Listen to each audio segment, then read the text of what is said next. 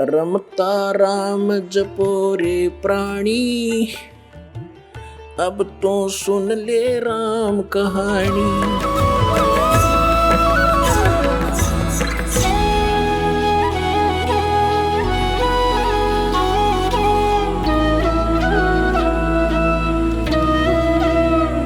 सतगुरु संगत छोड़ के चाहे लाख वर्ष जप कीने, इंद्री कर्म न मोक्ष होवे फिर काल के अधीन। सतगुरु की संगत छोड़ के चाहे लाख वर्ष तक जप करते रहना गुरु से विमुख होकर के, और चाहे लाख वर्ष जप करते रहना, आपको कोई लाभ नहीं होगा। इंद्री कर्म न मोक्ष होवे और फिर काल के अधीन। पुण्यात्माओं, आत्मा जब से भगवान से बिछुड़ी है, कुछ दिनों के बाद ही इसको एहसास हो गया कि हमसे कुछ खो गया है, और आज तक भी वो ऐसा ही अधूरापन महसूस कर रही है। जिस प्राणी के पास पुत्र है, पुत्री है, संतान है, संपत्ति भी खूब है और अच्छी कारोबार है, लेकिन फिर भी उसको संतुष्टि नहीं है। आत्मा फिर भी कुछ ना कुछ तलाश में है, परमात्मा की तलाश में है। वो अलग बात है कि उसको तरीका कौन सा प्राप्त हुआ है, कौन से धर्म में वो जन्मा है, तो फिर भी वो उसकी खोज कर ही रही है। अब जैसे निर्धन तो खोज करता है, मान लीजिए परमात्मा की धनी होने के लिए, निसंतान ढूंढ रहा है भगवान को, न सोच लेंगे संतान के लिए। लेकिन जिसके पास सर्व संपन्नता है, संतान भी है, संपत्ति भी है, सर्व यहाँ काल का सारा सुख है, और फिर भी वो भगवान की तलाश में है, तो इसका मतलब ये सर्व जो कुछ भी हमें प्राप्त है, जिसको हम यहाँ चाह करते हैं, ये पर्याप्त नहीं है। इसके अतिरिक्त भी कोई कार्य है जो आवश्यक है। अब हमने उस आवश्यक कार्य को करना होगा। हम पहले अपना जो अनावश्यक कार्य है, केवल रोजगार के लिए, पेट के लिए, इसमें ज़्यादा समय डिवोट कर रहे थे। अब हमने ये ज्ञान हो गया कि मनुष्य जीवन का मूल उद्देश्य परमात्मा प्राप्ति है, तो अब हम अत्यधिक समय अपने भगवान के पाने के लिए लगाएंगे। अब वही समय होगा, वही आपका कारोबार होगा, वही क्रिया होंगी। आपकी जो सांसारिक जो क्रियाएं हैं, जैसे पेट के लिए गुजारा सभी करते हैं, कोई सर्विस करता है, कोई दुकान किए हुए है, कोई किसान का काम करता है, कोई सर्विस कर रहा है, कोई मजदूरी करता है। काम आपका यही रहेगा, लेकिन इसमें भगवान का समय अधिक लगाना पड़ेगा। हमने कैसे लगाना पड़ेगा? कई कहते हैं समय नहीं मिलता। समय आपके पास बहुत है, आपके पास बहुत समय है। उस समय को हम समझ नहीं सके और उसका दुरुपयोग करते रहे। अब जैसे आप बस में बैठकर सफर कर रहे हो, मंत्र प्राप्त है आपको, बैठ कर बस में और अपना सुमन शुरू कर दे। इधर उधर झांकियां में देखा नहीं, साथी ते बात घनी करे नहीं, और अपना मंत्र करता रहे, तो वो 2 घंटे आपका समय सदुपयोग हो गया। आप जी किसी मजदूरी के लिए घर से चले हो, मजदूरी के स्थल तक पहुंचे तो वहां तक अपना सिमरण करे कई बार, और वहां जाकर भी मजदूर को या किसान को मानसिक कार्य नहीं होता, उसमें भी वो अपना भक्ति सिमरण कर सकता है। हमने देखा ये आली किसान हल्के पीछे पीछे कोई रागनी गा रहा है, कोई और बकवास सोच रहा है मन में सारा दिन, तो उसका सदुपयोग कर सकते हैं हम, और भक्ति भी कर सकते हैं। क्योंकि किसी भी सदग्रंथ को उठाकर आप देखिएगा, या किसी भी महापुरुष का अनुभव आप पढ़िएगा, उन्होंने वही कार्य किया है जो संसार के आम व्यक्ति कार्य करते हैं, और उन्हीं में परमात्मा को पाया है। उसी काम में सिमरण भी किया है, हठ योग नहीं किया किसी ने। जैसे कहते हैं 2.5 घंटे सुबह और 2.5 घंटे शाम अनिवार्य है ध्यान लगाना, मेडिटेशन करना, ये व्यर्थ की बातें हैं। पहली बात तो इनका ज्ञान गलत, ये ध्यान लगाओगे का झूठा ज्ञान और ध्यान का लावे, ये वाद विदा चतुराई, वाद विवाद है इनका, चतुराई दिखा रहे हैं। और बात रही हठ योग की, किसी भी संत महापुरुष ने हठ योग नहीं किया, और किसी भी सदग्रंथ में प्रमाण नहीं कि तू बैठ कर कति एक जगह बैठ कर भक्ति कर ले।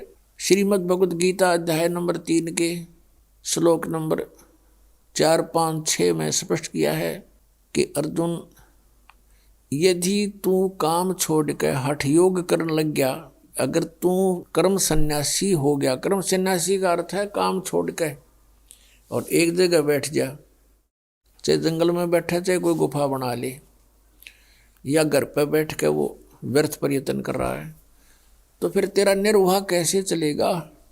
फिर क्या है, इस काल ने 5वें अध्याय के अंदर फिर अपनी टांग अड़ाई है गीता ज्ञानदाता ने।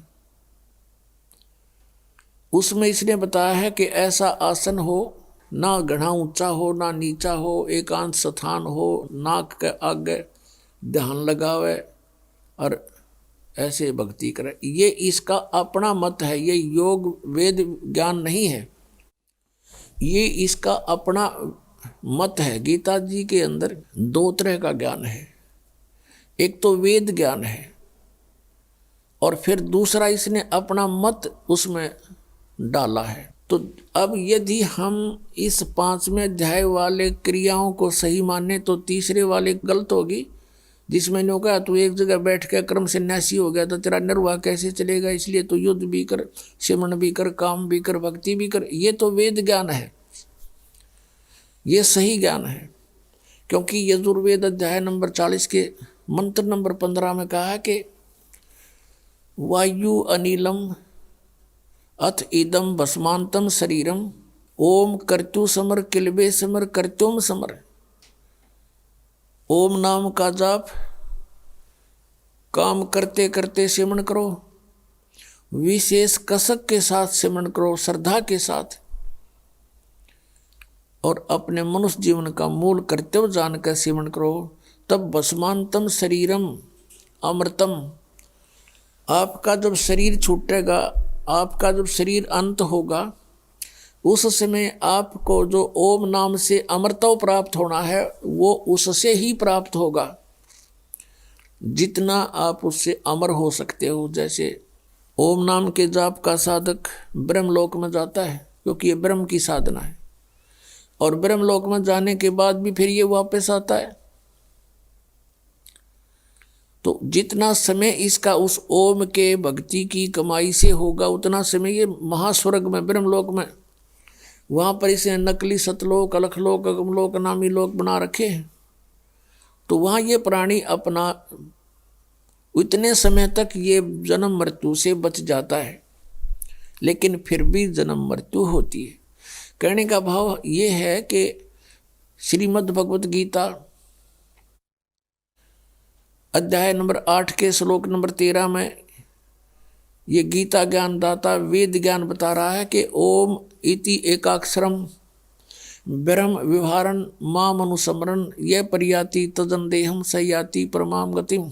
मुझ ब्रह्म का एक ओम मंत्र है और एक ओम अक्षर है, बस, नथिंग एल्स। इसका उच्चारण करता हुआ जो शरीर छोड़कर जाता है वो मेरे वाली इस ओम से मिलने वाली परम गति को प्राप्त होता है। 7वें अध्याय के 18वें श्लोक में कहा कि अर्जुन, ये ज्ञानी आत्मा है तो उद्धार, लेकिन इनको तत्वदर्शी संत ना मिलने से मेरे वाली अनुत्तम गति में ही आश्रित हैं। क्योंकि ओम नाम के जाप से ब्रह्मलोक प्राप्ति होती है, और ये ब्रह्म की साधना की परम गति है ब्रह्मलोक प्राप्ति।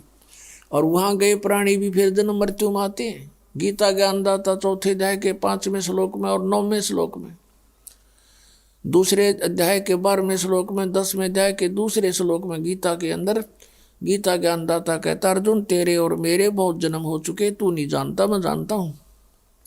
इससे सिद्ध है कि ओम नाम का जाप करने वाले जो ब्रह्म पुजारी हैं उनकी भी जन्म मृत्यु और इनके भगवान की भी जन्म मृत्यु सदा बनी रहती है। तो जब तक जन्म मृत्यु है जीव सुखी नहीं हो सकता। अब इसे हम उसी पर आते हैं कि गीता जी अध्याय नंबर 8 के श्लोक नंबर 5 और 7 में कहा है, यदि तूने मेरी शरण में रहना है तो मेरी भक्ति कर, युद्ध भी कर और मेरा सिमरन भी कर।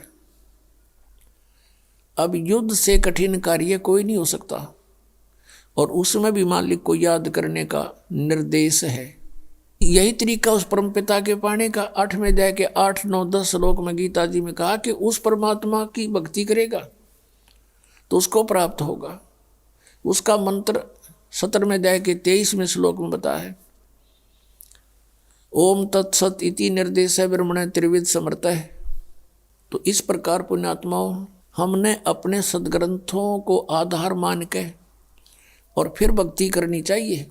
वैसे धूल में लठ लगाने से कोई फायदा नहीं। अंधाधुंध कितना कुछ कर रहा है, कोई कुछ कर रहा है, धुंध डूंडा ठा रहे हैं, कोई तप कर रहा है, कोई व्रत रख रहा है, तो ये कई प्रमाण है इन साधनाओं से किसी को कोई प्राप्ति हुई। तो इस प्रकार उस सूक्ष्म वेद के अंदर परमात्मा ने बताया है, नाम उठत नाम बैठत नाम सोवत जागवे, नाम उठत नाम बैठत नाम सोवत जागवे, नाम खाते नाम पीते नाम सेती लागवे। यानी नाम का सिमरन करना है, चलते फिरते उठते बैठते भोजन खाते समय भी आप सिमरन कर सकते हैं। अब जैसे किसान के पास बहुत समय होता है,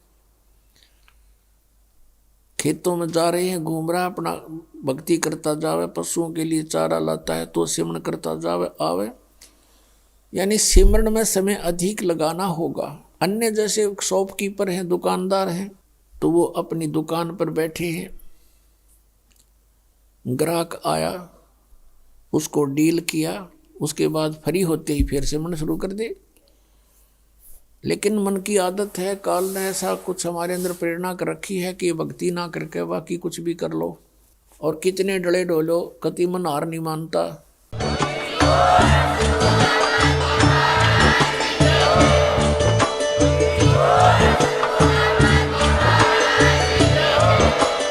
आप सुन रहे थे जगत गुरु तत्वदर्शी संत रामपाल जी महाराज जी के मंगल प्रवचन। अधिक जानकारी के लिए विजिट कीजिए हमारी वेबसाइट www.jagatgururampalji.org। संत रामपाल जी महाराज जी के शुभ आशीर्वाद से पूरे विश्व भर में 500 से भी ज्यादा नाम दीक्षा केंद्र हैं, जिन पर संत रामपाल जी महाराज जी द्वारा ऑनलाइन निशुल्क नाम दीक्षा दी जा रही है। अपने नजदीकी नाम दीक्षा केंद्र का पता करने के लिए संपर्क करें 8222880541।